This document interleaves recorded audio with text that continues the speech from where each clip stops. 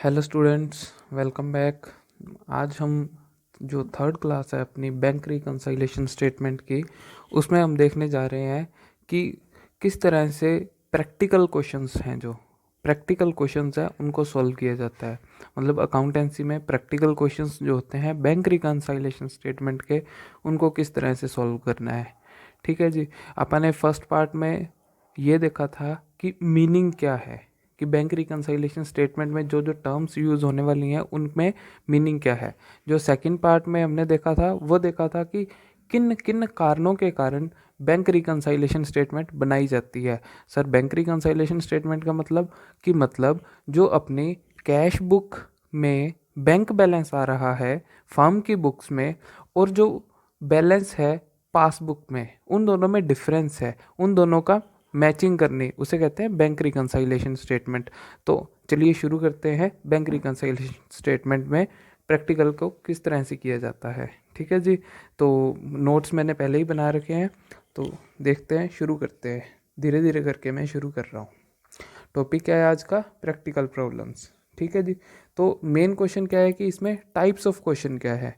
Types of question में ये आएगा कि आपको बैलेंस दिए होंगे, कि मान लीजिए जो पासबुक है उसमें ये बैलेंस है, और कुछ ट्रांजैक्शंस हैं जो हमारे से पासबुक में नहीं हुई हैं या हमारे से कैश बुक में नहीं हुई हैं, उनको मिलान करना है कि आप हमें पासबुक का बैलेंस दिया हुआ है और आप हमें कैश बुक का बैलेंस बताओ। ठीक है जी। तो किस तरह के क्वेश्चंस होंगे, जैसे कि अपने को फेवरेबल बैलेंस दिया होगा, एज पर कैश बुक भी दिया हो सकता है, एज पर पासबुक भी दिया हो सकता है। फेवरेबल और अनफेवरेबल बैलेंस के बारे में हम आप पार्ट 2 में देख सकते हैं। ठीक है जी। तो उसके बाद सोल्यूशन में क्या है, सोल्यूशन में आपको एक ट्रिक बताएंगे कि understand the trick and then we can solve all the practical questions. कि मतलब अपने को सिर्फ एक ट्रिक याद रखनी है और उसके साथ हम सारे के सारे क्वेश्चंस, कोई भी प्रैक्टिकल क्वेश्चंस हो बैंक रिकंसाइलेशन स्टेटमेंट का, वो हम सॉल्व कर सकते हैं। ठीक है सर। हाँ जी। ये मेथड है बैंक रिकंसाइलेशन स्टेटमेंट बनाने के। इसमें देख सकते हो कि कॉजेज ऑफ डिफरेंस दिए हुए हैं, और ये अपने को बैलेंस दिया हुआ है कि फेवरेबल बैलेंस यानी कि debit balance as per cash book. जिस बच्चे को फेवरेबल और अनफेवरेबल बैलेंसेस का मीनिंग नहीं पता है वो पार्ट 1 एंड पार्ट 2 देख कर आए। ठीक है जी। आपको फिर ही समझ में आ पाएगा कि फेवरेबल बैलेंस कौन से हो रहे हैं। ठीक है जी। तो फेवरेबल और अनफेवरेबल में डिफरेंस का समझ आएगा। देखिए इसमें क्या किया हुआ है इन्होंने, मतलब कि जो बुक में दिया होता है वो ये दिया होता है कि ये कोई भी ट्रांजैक्शन हुई, आपको ऐड करना है, सब्ट्रैक्ट करना है। ठीक है। और फिर बैलेंस निकल जाएगा, जो भी है उसके हिसाब से आपका आंसर आएगा। ठीक है। तो इन सब को याद करना बहुत ही मुश्किल है। ठीक है जी। देखिए ये मेथड्स ऑफ रिकंसिलिएशन स्टेटमेंट है। मैं आपको एक ही ट्रिक बताऊंगा जिसमें आपको सारी की सारी ये ट्रांजैक्शंस याद हो जाएंगी। ठीक है सर। तो चलिए ट्रिक शुरू करते हैं। ट्रिक शुरू का मतलब ये है कि आपको कोई फ़र्क नहीं पड़ता कोई भी बैलेंस दिया हो, आपको कोई फ़र्क नहीं पड़ता कोई भी बैलेंस दिया हो। ठीक है। उसके बाद एक रूल लगाएं। रूल में आपको जो जो चीज़ें, कुछ खास नहीं है रूल, बहुत ही आसान रूल है, वो रूल लगाएं और आपके सारे क्वेश्चन सॉल्व हो जाएंगे। ठीक है जी। कई बच्चों को, बहुत से बच्चों को यही दिक्कत होती है कि कब सब्ट्रैक्ट करना है कब ऐड करना है, सर हमें पता ही नहीं चलता है। ठीक है। तो उसी का सोल्यूशन लेके आए हैं इस वीडियो के अंदर। हाँ जी। देखिए क्वेश्चन दिया हुआ है आपको, कोई भी क्वेश्चन दिया हुआ है और उसके अंदर कोई भी बैलेंस दिया हुआ है। ठीक है जी। डेबिट है, क्रेडिट है, दो ही बैलेंस हो सकते हैं, या तो डेबिट दिया होगा या क्रेडिट दिया होगा। अब अपने को रूल लगाना है। रूल क्या है? अगर माइनस है तो प्लस, प्लस है तो minus, this is the rule. और क्रेडिट दिया हुआ है तो माइनस है तो माइनस, प्लस है तो प्लस। सर ये क्या कर दिया आपने? ये माइनस का मतलब क्या है कि अगर मान लो कैश बुक में बैलेंस रिड्यूस्ड है, यानी कि कैश बुक में बैलेंस क्या है? रिड्यूस्ड, तो अपने को क्या करना है? ऐड करना है। ठीक है। और अगर कैश बुक में क्या है? रिड्यूस्ड है, तो क्या करना है? रिड्यूस कर देना है, माइनस कर देना है। ठीक है जी। और अगर मान लो कैश बुक में बैलेंस है इंक्रीज्ड, इंक्रीज है तो क्या कर देना है, माइनस कर देना है, और अगर इंक्रीज है और क्रेडिट बैलेंस दिया हुआ है तो क्या करना है, इंक्रीज कर देना है। ठीक है जी, इस रूल को अच्छे से दिमाग में बिठा लीजिए, सिर्फ यही रूल है। ठीक है, ये अपन अप्लाई करेंगे अपने क्वेश्चन के अंदर। ठीक है जी, तो अपन क्वेश्चन शुरू करते हैं। ये एक क्वेश्चन है, क्वेश्चन नंबर 10। ठीक है जी, क्वेश्चन नंबर 10 है प्रैक्टिकल। हाँ जी, ये अपन रूल भी साथ में रखेंगे और फिर आपको एक एक एंट्री करके दिखाएंगे जी। हाँ जी, क्वेश्चन नंबर 10, उसमें लिखता है Nikki and company received a bank statement showing a favourable balance. किस चीज़ का है, बैंक स्टेटमेंट। बैंक स्टेटमेंट का फेवरेबल बैलेंस कौन सा होता है, क्रेडिट बैलेंस। ठीक है जी, credit balance of rupees this for the period ended 30th June 2019। This did not agree with the balance in the cash book. ठीक है जी, तो सबसे पहले आप क्या लिखेंगे, इलस्ट्रेशन नंबर 10 है ये। ठीक है, credit balance as per passbook.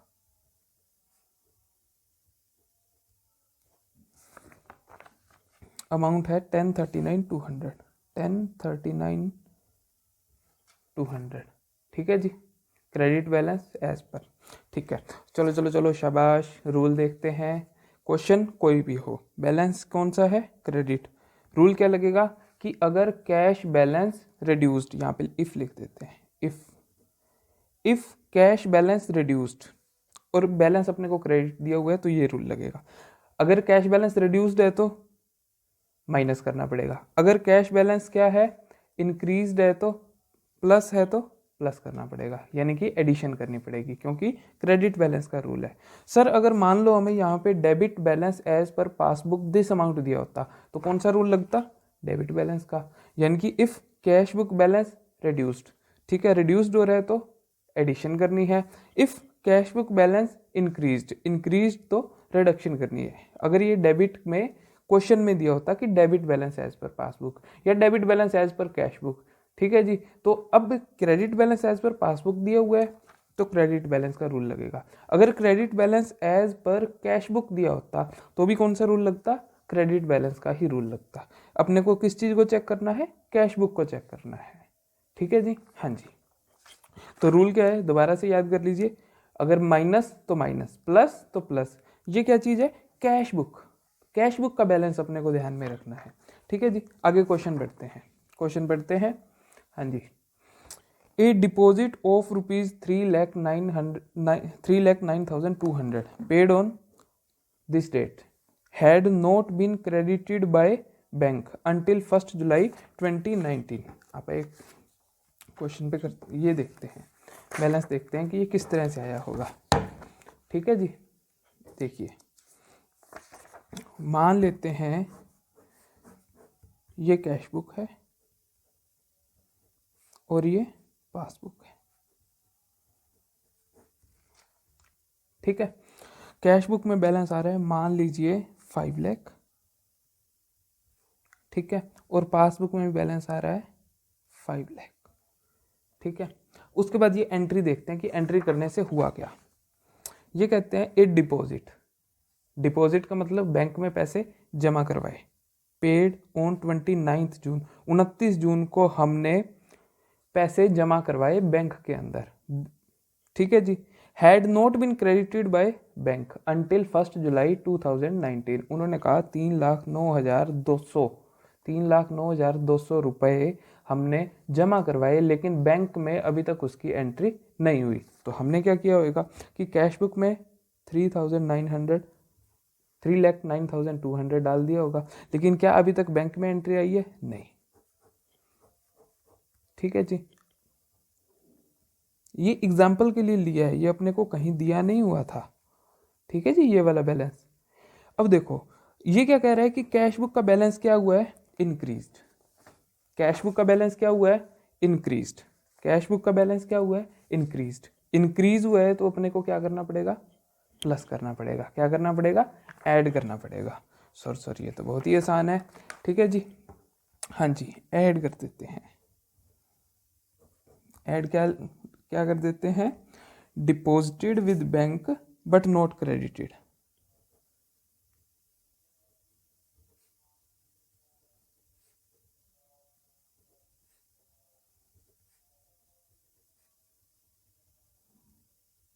Amount आ गया 3,09,200।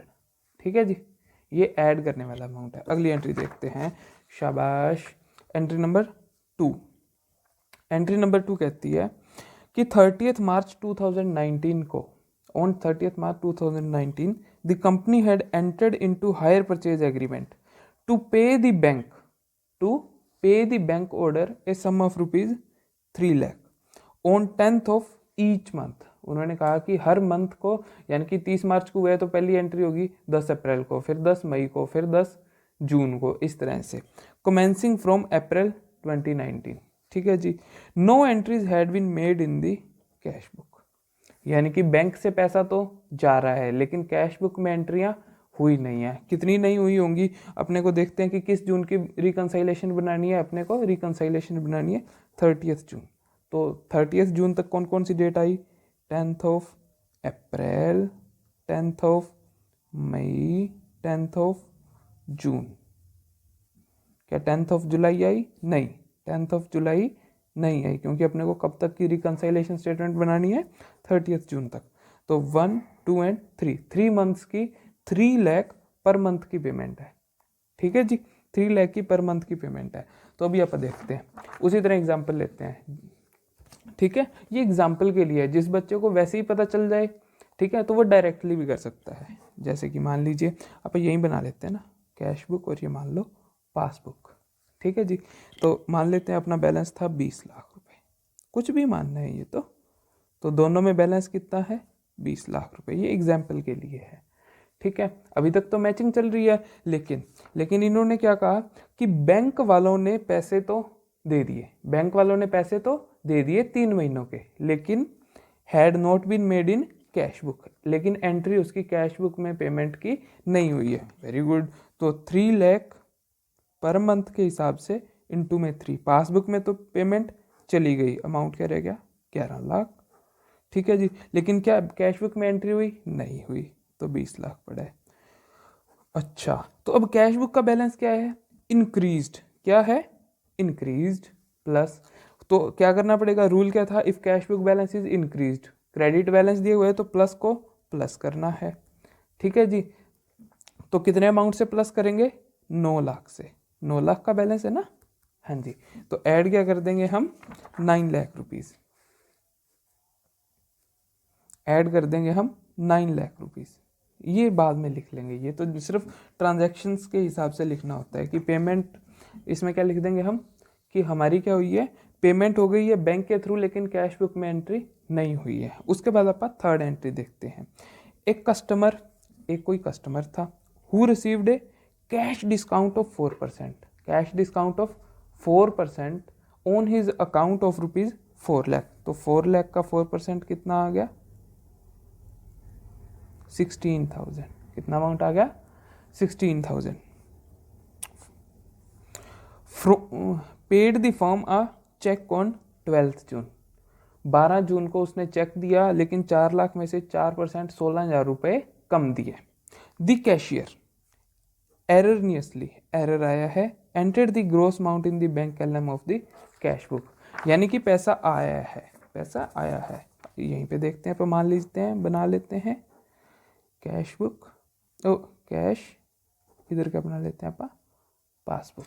ठीक है, तो मान लीजिए कोई भी अमाउंट लगा लीजिए, 6 लाख है एग्जाम्पल पहले के लिए अपना, ये एग्जाम्पल है। ठीक है, हाँ जी। एडिशन क्या हुई है? एडिशन 4 लाख रुपए कस्टमर ने दिए, लेकिन 16,000 रुपये अपन ने क्या दे दिया था? डिस्काउंट दे दिया था ना। तो कितने रुपए आने चाहिए थे? 4 लाख माइनस 16,000, 4 लाख माइनस 16,000, 3,84,000, 3,84,000। ठीक है जी, लेकिन क्वेश्चन ने क्या कहा? क्वेश्चन ने कहा कि जो एरर हुआ है कि बैंक कॉलम में, कैश बुक के बैंक कॉलम में हमने फुल अमाउंट को ऐड कर दिया। तो 4 लाख कर दिया, लेकिन वास्तव में बैंक में, एक्चुअल में बैंक में कितने आए हैं, इतने, तो 10 लाख, और ये कितना हो गया 9,84,000। डिफरेंस कितने का है, 16,000 का। ठीक है, तो कैश बुक का बैलेंस क्या है, इंक्रीज्ड है। ठीक है, तो क्या करना पड़ेगा अपने को बैंक रिकंसाइलेशन में, प्लस का प्लस, यही रूल था ना। रूल देखते हैं दोबारा, भूलना नहीं है रूल को। हाँ जी, बैलेंस क्या दिया हुआ है, क्रेडिट, तो रूल लगेगा ये, if cash book balance increased, increased का मतलब प्लस, तो क्या करना है प्लस। हाँ जी, प्लस क्या कर देंगे हम, 16,000, ये प्लस हो जाएगा। उसके बाद देखिए, हाँ जी, फर्स्ट हो गई, सेकंड हो गई, थर्ड एंट्री हो गई, fourth, bank charges, bank charges amounting to ₹3,000 had not been entered in cash book. अभी जो बच्चों को अच्छे से समझ आ गई है, ठीक है, उसको बार बार इस तरह के एग्जाम्पल्स करने की ज़रूरत नहीं है। वो क्या करेगा, वो कहेगा कि देखो 3,000 बैंक चार्जेस, बैंक चार्जेस का मतलब क्या हुआ कि बैंक ने हमारे बैंक अकाउंट में से 3,000 रुपये निकाल लिए, लेकिन वो कैश बुक में एंट्री नहीं आई, कैश बुक में एंट्री नहीं आई, यानी कैश बुक में 3,000 रुपये से बैलेंस रिड्यूस नहीं हुआ, रिड्यूस नहीं हुआ, रिड्यूस नहीं हुआ, तो क्या हुआ, बैलेंस क्या है, इंक्रीज्ड, इंक्रीज्ड, तो क्या करेंगे हम, मान लो कैश बुक का बैलेंस क्या है, इंक्रीज्ड, तो इंक्रीज का क्या करते हैं, प्लस का प्लस, अमाउंट कितना आ जाएगा 3,000, अमाउंट क्या आ जाएगा 3,000। Very good. उसके बाद फोर्थ एंट्री हो गई अपनी, फिफ्थ देखते हैं, on 28th June, on 28th June a customer of the company directly deposited the amount in the bank ₹4 lakh, 4 lakh रुपए किसी कस्टमर ने हमारे बैंक अकाउंट में ट्रांसफर कर दिए, यानी कि कैश बुक में एंट्री नहीं आई, तो कैश बुक का बैलेंस क्या है, कैश बुक का बैलेंस है रिड्यूस्ड, कैश बुक का बैलेंस क्या है, रिड्यूस्ड, कैश बुक का बैलेंस क्या है, reduced, but no entry had been made in cash book, तो रिड्यूस को क्या करेंगे हम, माइनस, क्या करेंगे हम, माइनस, लेस के लिए यहाँ लिख देते हैं, हो सकता है आगे की एंट्री अलग से हो गई, ठीक है, -4 लाख, ठीक है जी, -4 लाख, ये एंट्री समझ में आई। हाँ जी, फिफ्थ एंट्री आपको समझ में आई। उसके बाद देखते हैं sixth entry, ₹11,200 paid into the bank had been entered twice in the cash book, had been entered twice in the cash book. देखो ये एंट्री आपको एग्जाम्पल के थ्रू समझाते हैं, ठीक है जी। ये देखिए, ये बैलेंस है कैश बुक का, ये बैलेंस है पासबुक का, ठीक है। मान लीजिए पहले क्या था बैलेंस, 1 लाख, 1 लाख, हमने क्या किया, कैश में पैसे जमा कराए 11,200, 11,200, एंट्री तो होनी चाहिए थी ये, बट हुआ क्या, ₹11,200 paid into the bank had been entered twice in the cash book, यानी कैश बुक में बैलेंस 2 बार लिखा गया, ठीक है जी। तो अब ये बैलेंस कितना हो गया, होना तो चाहिए था 111,200, ठीक है जी, लेकिन ये हो कितना गया, देखते हैं, 1 लाख प्लस 11,200 प्लस 11,200, ये हो गया 122,400, डिफरेंस कितने का है, 11,200 का, और कैश बुक क्या है, इंक्रीज्ड है, कैश बुक क्या है, इंक्रीज्ड, तो अपने को बैंक रिकंसाइलेशन में क्या करना पड़ेगा, प्लस का प्लस, ठीक है जी। यहाँ क्वेश्चन कर रहे हैं हम, तो क्या होना पड़ेगा यहाँ पे 11,200, हाँ जी। उसके बाद एक लास्ट एंट्री रह गई है, शाबाश सर, ये तो बहुत ही आसान है, ठीक है जी।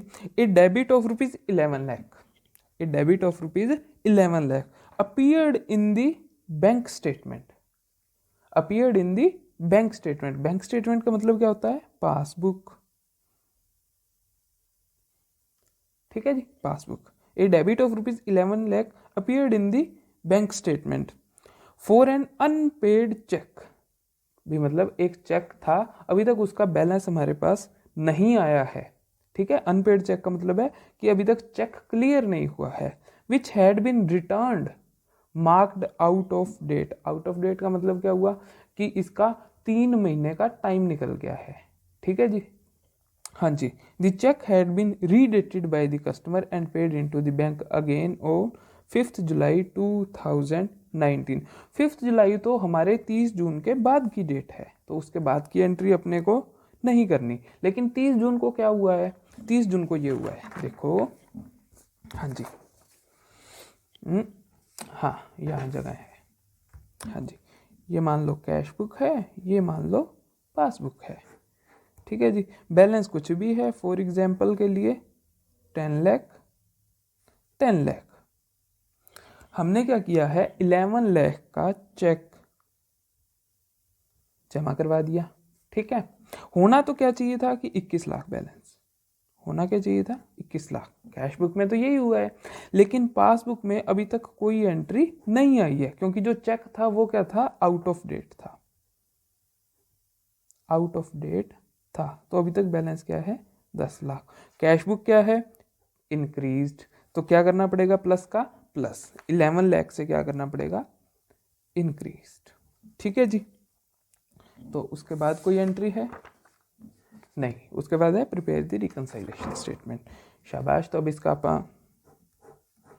बैलेंस निकाल लेते हैं।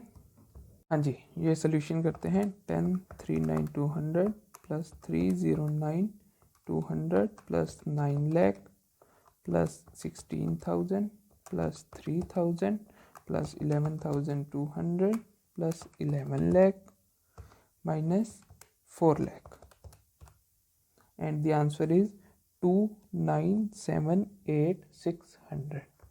ठीक है जी, ये अपना आंसर है। सर अब ये बैलेंस तो निकल गया, ये बैलेंस आया है एज पर क्वेश्चन में क्या था, पासबुक, निकाला क्या है, कैश बुक, ठीक है जी। एक बात और ध्यान रखो, ये कौन सा बैलेंस आया है, पॉजिटिव। ये अपने जब टोटल किया तो क्या आंसर आया, पॉजिटिव।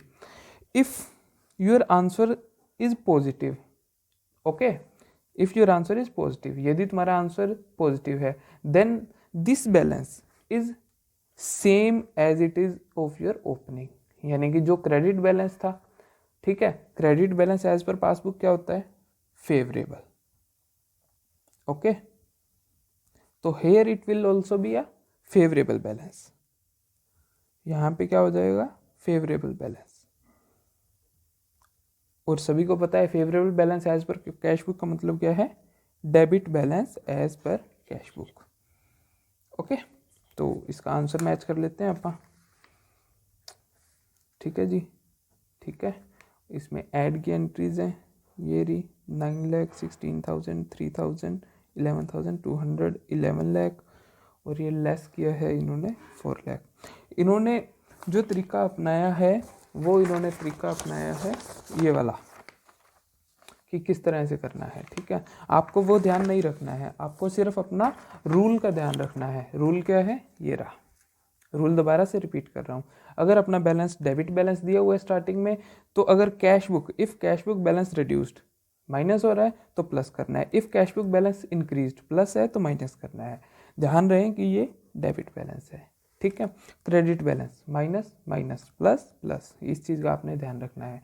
और उसके बाद जो मेन दिक्कत आती है आपकी, वो आती है कि बैलेंस जो अपन ने निकाला है, जो बैलेंस अपन ने निकाला है वो कौन सा निकला है, डेबिट बैलेंस है या क्रेडिट बैलेंस है। उसके लिए अपने को फेवरेबल अनफेवरेबल देखना होता है। जैसे ये फेवरेबल बैलेंस था तो ये कौन सा आया है, फेवरेबल बैलेंस, ठीक है। कैसे, अगर ये पॉजिटिव है, अगर ये आंसर नेगेटिव हो जाता, अगर ये मान लो नेगेटिव बैलेंस आ रहा होता, तो क्या हो जाता, ये unfavourable balance as per cash book, ठीक है। तो यहाँ पे क्रेडिट लिखा जाता, ठीक है जी। आई होप सबको ये समझ आ गया होगा, ठीक है। इसी तरह अपने बैंक रिकंसाइलेशन स्टेटमेंट का ये चैप्टर कंप्लीट होता है। इसके बाद अब सारे के सारे क्वेश्चन आप इजीली कर सकते हो, चाहे कोई भी क्वेश्चन हैं आपके, ठीक है जी। बहुत बहुत थैंक यू, बाय बाय।